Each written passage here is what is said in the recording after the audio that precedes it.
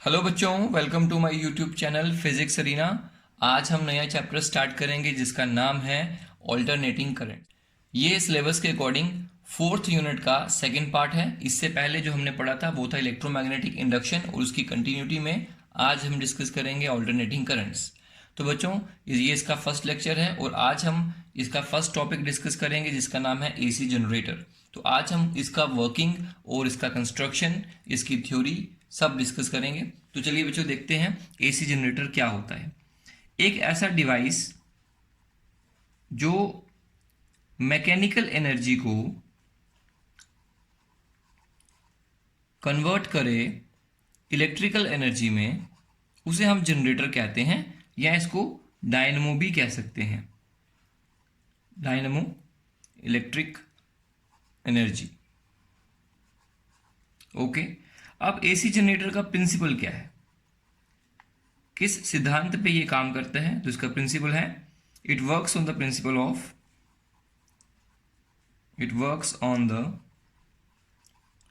Principle of electromagnetic induction, जो कि हमने लास्ट चैप्टर में पढ़ा था। इलेक्ट्रोमैग्नेटिक इंडक्शन क्या होता है? दैट इज कि when a flux changes with a link with a coil, then induced EMF is produced and hence induced current is produced। तो चलिए बच्चों, इसके आगे इसके कंस्ट्रक्शन एंड डायग्राम के बारे में देखते हैं। Construction and diagram. इसके डायग्राम में देखिएगा बच्चों, सबसे पहली चीज हम यहाँ पे दो मैग्नेट्स को प्लेस करते हैं। ये मैग्नेट का नॉर्थ पोल है और ये मैग्नेट का साउथ पोल है। ये जो दो मैग्नेट हैं they can be electromagnets also. इन दोनों मैग्नेट्स के बीच में हम यहाँ पे कॉइल को प्लेस करेंगे, एक कॉइल रखेंगे। इस कॉइल को हमने एक सॉफ्ट आयरन कोर के ऊपर लपेटा हुआ है। तो there is a soft iron core like this. ये एक सॉफ्ट आयरन है, सॉफ्ट आयरन का कोर लिया और यहाँ बीच में एक एक्सल हम यहाँ पे फिट कर देंगे। देयर इज अ एक्सल, इस तरह से, और इसके बीच में एक और एक्सिस है जिसके सराउंडिंग में ये एक्सल जो है वो रोटेट करेगा इस तरह से। ये जो कॉइल है इसकी ये वायर्स इस तरह से आएंगी। ये कॉइल का एक ही टर्न नहीं है बच्चों, ये इसके बहुत सारे टर्न्स हैं। नंबर ऑफ टर्न्स होते हैं यहाँ पर, और उसके दो एंड्स जो हैं वो यहाँ से ओपन किए जाते हैं। तो ये जो है, मान लीजिए यहाँ पर हम एक टरबाइन लगा देते हैं। There is a turbine like this, जिसको यहाँ पर ब्लेड्स लगे हुए हैं। This is additional diagram. इसको आपको एग्जाम में इसको बनाने की जरूरत नहीं है, ये बस मैं आपको समझाने के लिए यहाँ पे बना रहा हूँ इस तरह से। यहाँ से आप किसी भी तरीके से टरबाइन को घुमा सकते हैं, या तो आप यहाँ से हाई स्पीड की स्टीम को अलो करिए, स्टीम इसको घुमा देगी, या बहुत तेज पानी जैसे कि डैम पे होता है, बहुत तेज पानी आएगा तो इसको घुमाएगा, इसके कारण ये कॉइल घूमेगी। इस घूमती हुई कॉइल को हम कहते हैं rotor. This is called rotor क्योंकि ये घूमती है, या इसे कुछ लोग बोलते हैं आर्मेचर, ARMATURE, आर्मेचर कॉइल या आर्मेचर बोलते हैं। ये जो दो मैग्नेट्स हैं इनको बोलते हैं स्टेटर। क्यों कहते हैं स्टेटर? क्योंकि ये स्टेशनरी हैं, यहाँ पे भी कॉइल्स लगी होती हैं। These are actually electromagnets, strong electromagnets like this, इस तरह से। और ये बीच में जो है ये हमने यहाँ पे कॉइल लगाई है। यू नो कि जो मैग्नेटिक फील्ड है वो इस तरफ से इस तरफ ऐसे जा रही होगी। उसके बाद यहाँ पर ये जो इसका एक्सल है ये नीचे तक आएगा, और इसके एक्सल पर यहाँ पे हम लोग दो रिंग्स लगाएंगे। इन्हें हम कहते हैं, these are called commutator rings. ये रिंग्स को हम इस पर इस तरह से फिक्स कर देते हैं। These rings are made of copper. एक रिंग यहाँ लगाई, दूसरी रिंग इसी के थोड़ा सा नीचे यहाँ पर लगा लीजिए। ये रिंग जो है ये इस कॉइल के साथ रोटेट करती है, और यहाँ से इस वायर का एक कनेक्शन हम इस रिंग के साथ जोड़ेंगे, दूसरा कनेक्शन दूसरी रिंग के साथ जोड़ेंगे। तो बच्चों इसे जो है इसे कहते हैं हम लोग नंबर 3, ये है कम्यूटेटर रिंग्स।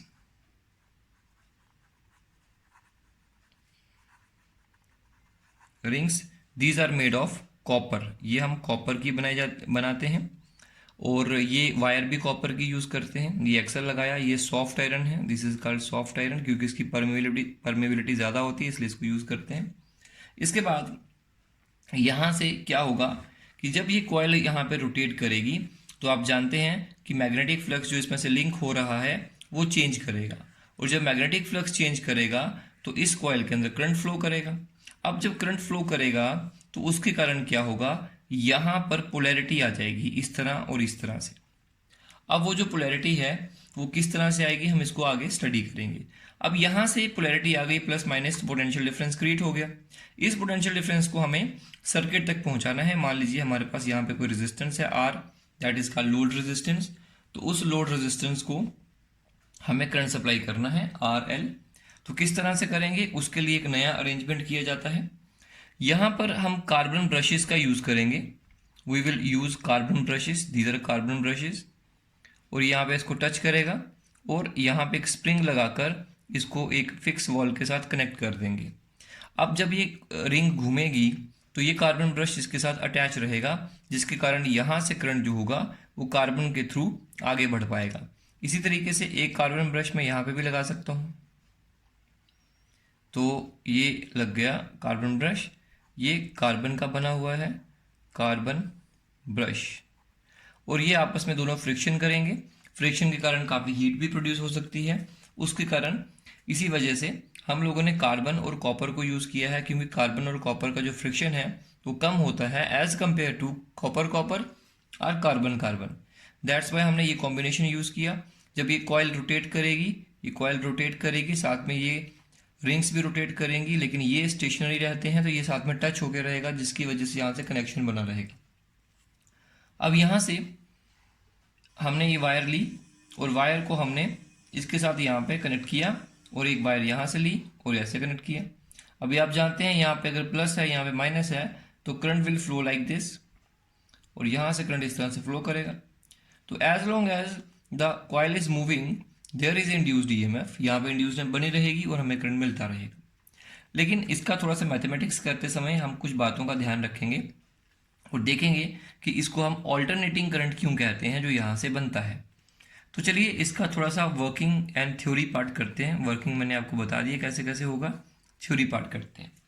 तो देखिए बच्चों, सबसे पहली बात कि ये जो कॉइल है जब ये रोटेट करेगी यहाँ पर, तो आप इस वायर को देखिएगा।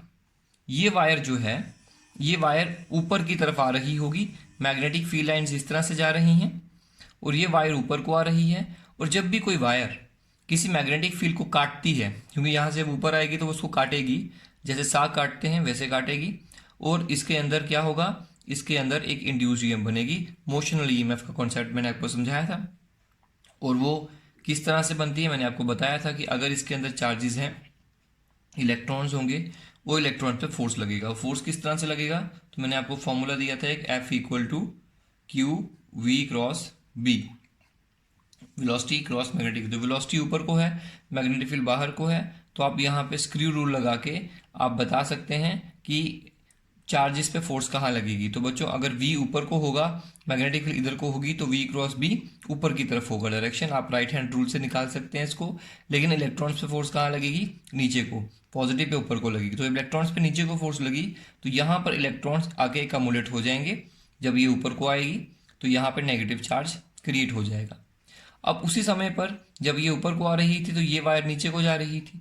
जब ये नीचे को जा रही थी, नीचे की तरफ, तो इस पे मैग्नेटिक फील्ड इस तरफ है, इसका वेलोसिटी नीचे को है, तो इसके इलेक्ट्रॉन पे फोर्स कहाँ लगेगी, ऊपर की तरफ। इस पे नीचे को लगी तो उसके ऊपर को लगेगी, अपोजिट डायरेक्शन में मूव जो कर रही है। इसके कारण क्या होगा, जब यहाँ से इलेक्ट्रॉन इसको छोड़ के चले जाएंगे, ऊपर की तरफ जाएंगे, तो यहाँ पर क्या आ जाएगा, पॉजिटिव चार्ज, यहाँ पे क्या आ जाएगा, नेगेटिव चार्ज। तो याद रखिएगा, मैं इसका नाम देता हूँ ABCD। तो जब ये कॉइल इस तरह से AD पार्ट ऊपर को आ रहा है और BC पार्ट जब नीचे को जा रहा होगा, उस समय इसके अंदर इलेक्ट्रॉन्स नीचे को जाएंगे, इसमें ऊपर को जाएंगे, तो ऐसे करके इलेक्ट्रॉन्स घूमेंगे, जिसके कारण इस साइड नेगेटिव, A पे नेगेटिव और B पे पॉजिटिव आएगा। लेकिन कुछ देर के बाद क्या होगा, जब ये 180 डिग्री से कॉइल रोटेट करेगी तो ये लाइन, ये वायर इस जगह आ जाएगी और ये वायर नीचे से घूम के इस तरह आ जाएगी। तो फिर सिचुएशन क्या बनेगी, फिर बनेगा कि BC जो है उसमें करंट नीचे को चलेगा, AC में ऊपर को चलेगा। मतलब BC कैसा चार्ज अटेन कर लेगा, BC जो है वो यहाँ पे इस समय B यहाँ पे आ चुका होगा तो उस पर नेगेटिव आ चुका होगा और यहाँ पॉजिटिव आ चुका होगा। एक कहने का मतलब ये हुआ कि जो एंड इस बार पॉजिटिव और नेगेटिव ले रहे हैं, अगली बार 180 डिग्री घूमने के बाद रिवर्स कर लेंगे अपनी पोलैरिटी को, जिसके कारण क्या होगा कि अब यहाँ पे प्लस और यहाँ माइनस आ जाएगा। फिर से 180 डिग्री घूमने के बाद में ये अपनी पोलैरिटी को दोबारा चेंज करेंगे। इसका मीनिंग ये निकलता है कि after every 180 degree rotation the polarity of the split rings changes. इसका मतलब क्या हुआ, 180 डिग्री अभी घूमा था तो यहाँ पॉजिटिव था, यहाँ नेगेटिव था।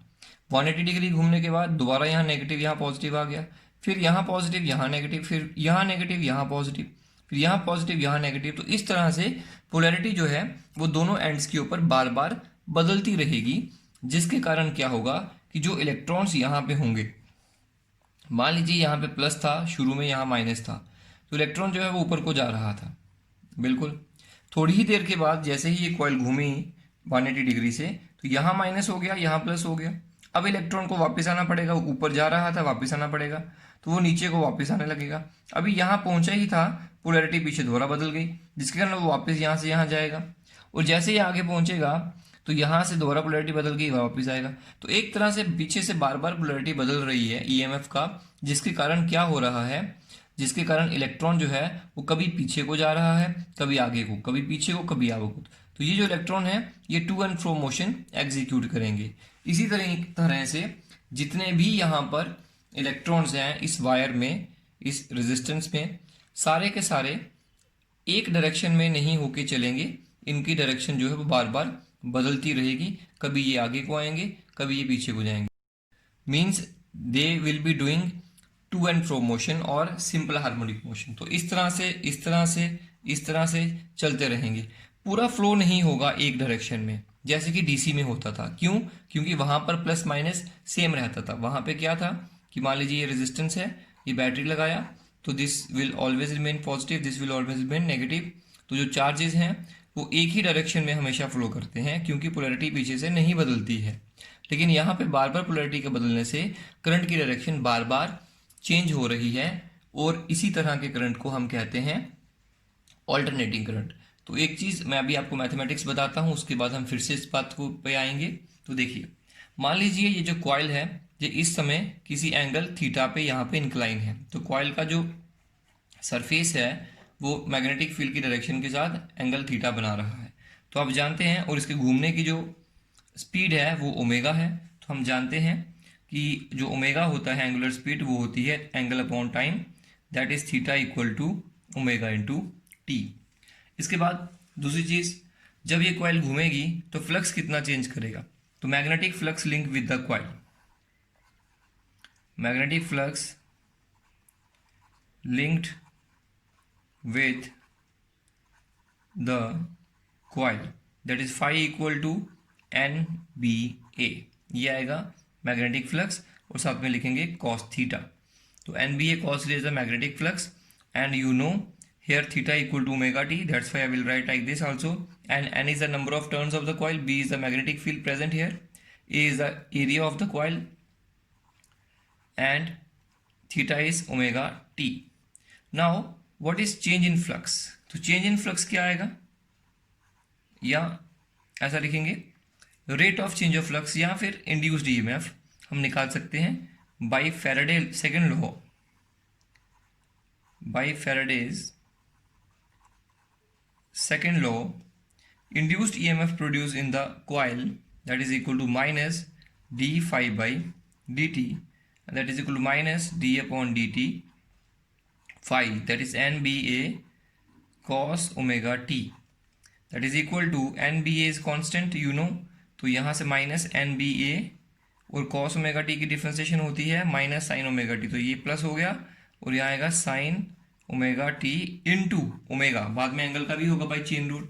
उसके बाद ये है, ये आएगा NBA omega sine omega t, that is the EMF। Let it be question number 1। If sin omega t equal to 1, अगर sin ओमेगा t 1 है तो ईएमएफ जो है that will be maximum, that is E naught equal to N B A omega. Obviously maximum EMF को हमने नाम दे दिया ई not, और उसकी वैल्यू यहां से क्या आएगी, एन बी ए ओमेगा, इसका तो 1 हो गया। तो therefore equation number 1 becomes, equation number 1 हमारी क्या बन जाएगी, चलिए देखते हैं इसको थोड़ा सा। That is E equal to what is N B A omega, अभी बताया हमने ई नॉट होता है, E naught sine omega T. तो बच्चों this is called the instantaneous EMF, instantaneous EMF in the coil. And what is this? This is the maximum value of EMF और this is sin omega t। तो इस तरह से हमारा EMF बनता है। इस एक्सप्रेशन से एक चीज़ और क्लियर हो जाती है कि जो EMF इसमें बनेगी वो टाइम पर डिपेंड करेगी और बदलती रहेगी, और उसका जो वेरिएशन है वो साइनोसॉइडल वेरिएशन होता है। हम जानते हैं साइनोसॉइडल वेरिएशन में ग्राफ किस तरह से बनता है, ये भी हम जानते हैं। तो देखिएगा ग्राफ कुछ इस तरह से बनेगा, लाइक दिस। ये टाइम के साथ जो करंट का वैल्यू है या ईएमएफ का वैल्यू जो है वो बार बार बदल रहा है। देखिए 90 डिग्री पे ईएमएफ का वैल्यू 180 डिग्री पे ईएमएफ का वैल्यू 270 पे इस पे।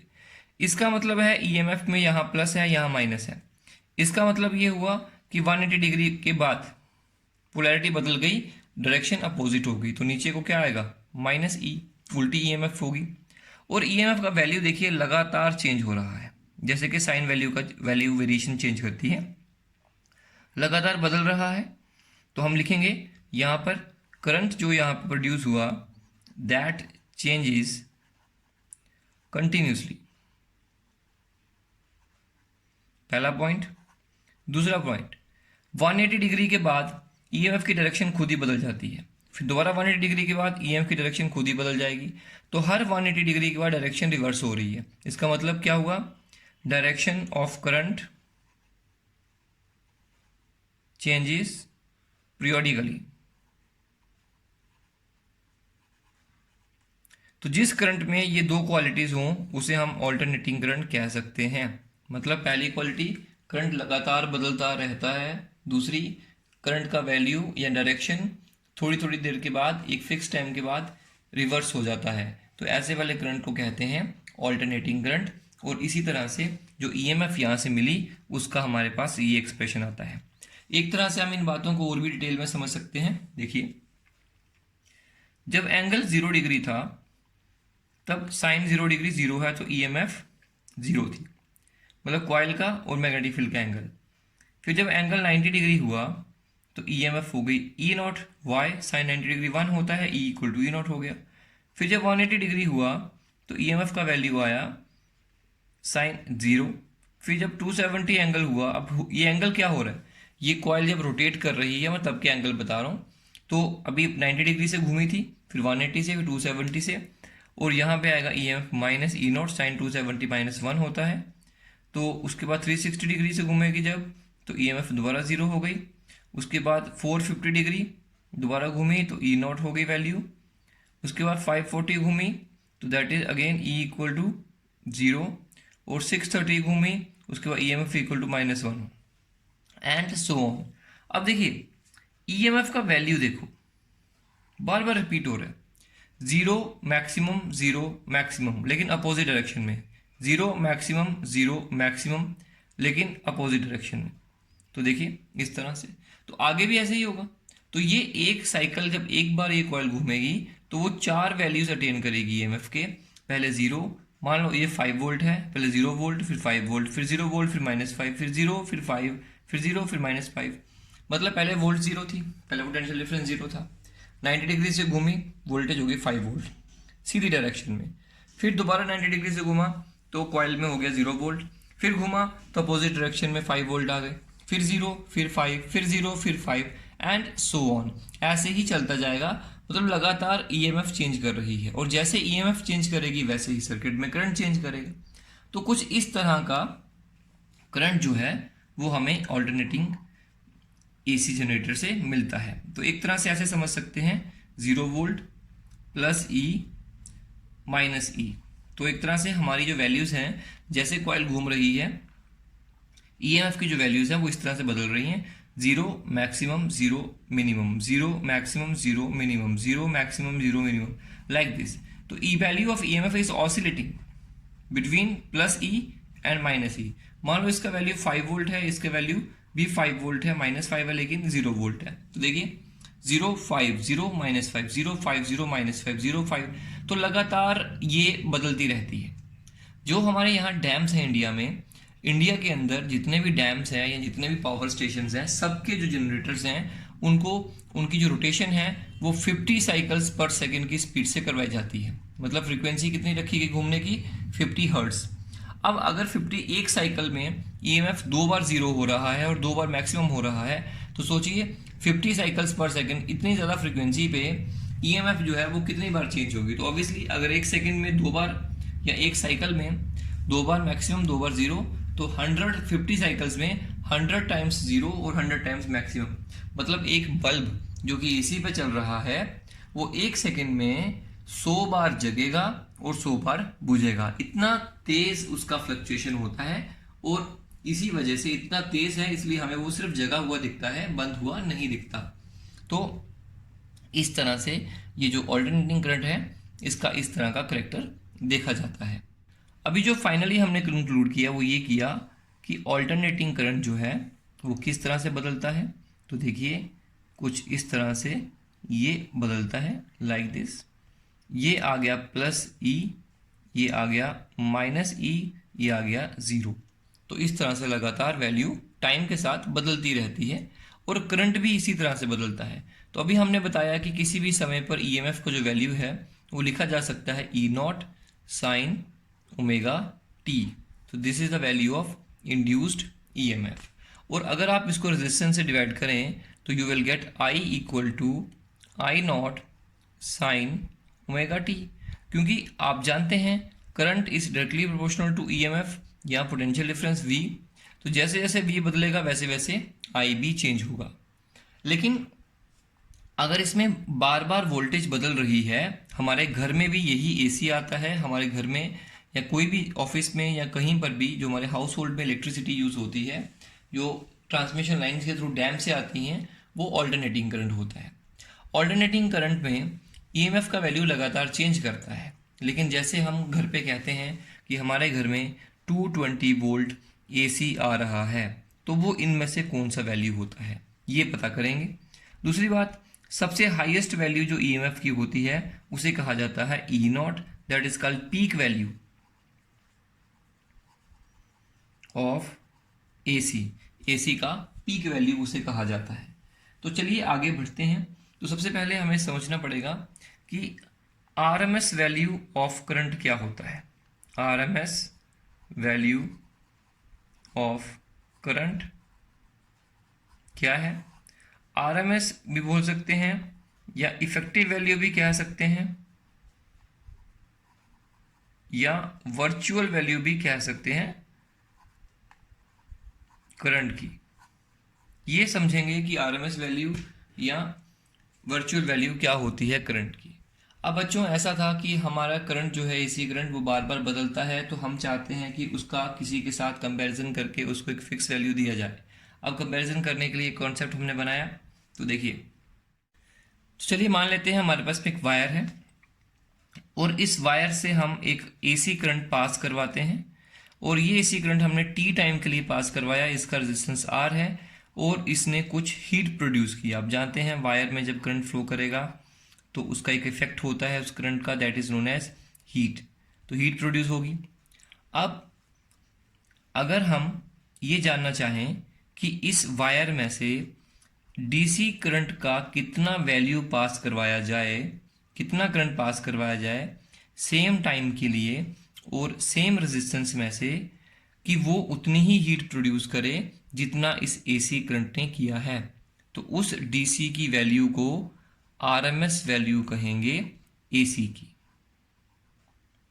तो what is RMS value of AC? बोलेंगे it is that value of DC which produce same heat as is produced by the AC in the same time and through the same wire. तो उस DC की value को हम लोग कहते हैं RMS value.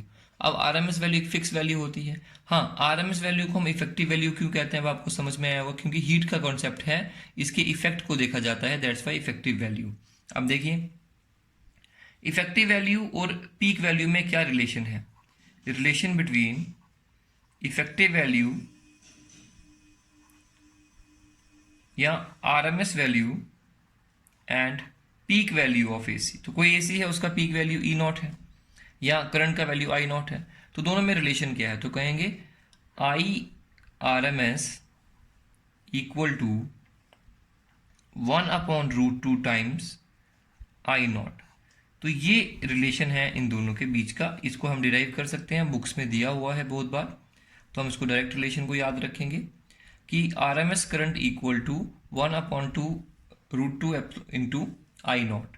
मतलब कह सकते हैं I R M S equal to 0.707 into I naught, या फिर ऐसे भी कह सकते हैं I R M S equal to 77% of peak value.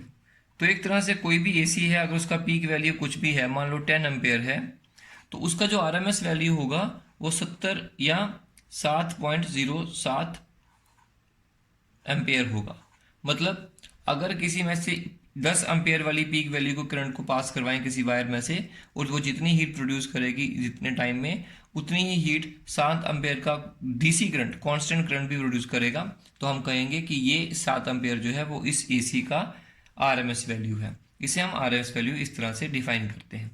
RMS value को ऐसे भी लिखा जा सकता है कि I R M S equal to root, जितने करंट आपने उसमें से पास करवाए हैं सबका स्क्वायर करिए और ऐड करिए, +1 आई एन, और उसको डिवाइड कर दीजिए नंबर ऑफ करंट से। तो ऐसे करके भी हमारे पास रूट मीन स्क्वायर वैल्यू निकल आती है। आरएमएस का मतलब होता है रूट मीन स्क्वायर वैल्यू, तो this is root mean square value. तो बच्चों हमारे घर में जो वोल्टेज आती है, अब इसका वी के लिए भी लिख सकते हो वैसे आप, V R M S equal to 70.7% of V not.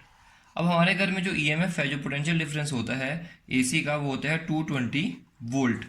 तो बच्चों ये आरएमएस वैल्यू होती है, पीक वैल्यू नहीं होती। और अगर आपने पीक वैल्यू देखनी है तो यहीं से कैलकुलेट भी कर सकते हैं। अगर आप इस फॉर्मूला का यूज कर कैलकुलेट करें तो दैट विल बी 311 वोल्ट। तो peak value of AC which comes at our home that is 311 volt. तो एक तरह से हम ऐसे लिख सकते हैं इसको, देखिए इस तरह से, V equal to 311 into sine omega T. Omega होता है 2 pi into frequency, that is 100 pi T. तो this is the instantaneous value of voltage which comes at our home. तो देखिए मैंने यहाँ पे क्या लिखा, जो हमारे घरों में एसी आता है उसका फ्रीक्वेंसी 50 हर्ट्ज होता है। तो आप जानते हो omega equal to 2 pi into nu होता है फ्रीक्वेंसी, तो ये आ जाएगा आपके पास ओमेगा इक्वल टू 100 पाई, ये आएगा। तो यहाँ पे मैंने ओमेगा की जगह लिखा 100 पाई और ये लिखा पीक वैल्यू। इस तरह से हम इसको लिख सकते हैं।